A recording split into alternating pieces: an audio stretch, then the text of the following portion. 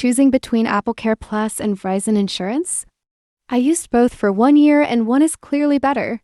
Watch to see which one you should avoid. Let's start with Applecare Plus website. Visit apple.com/support/products. You'll see monthly plan, $9.99, or 2-year plan, $199. That covers screen repairs for $29. Other damage for $99. All repairs use genuine Apple parts at Apple stores with same-day service. But it does not cover lost or stolen phones. Now Verizon Insurance website. Visit verizon.com/support.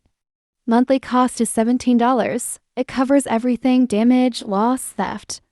But $229 deductible and you get refurbished phones. Service handled by Assyrian, not Verizon directly. Many users complain about used phones with scratches. Comparing both, Applecare Plus is cheaper with better service. Verizon is expensive but covers loss theft. For most users, Applecare Plus is better choice for genuine repairs and quality service. Avoid Verizon Insurance if you want genuine parts and good service. I recommend Applecare Plus for better value and quality. That's the truth. Applecare Plus wins. Like if helped. Subscribe.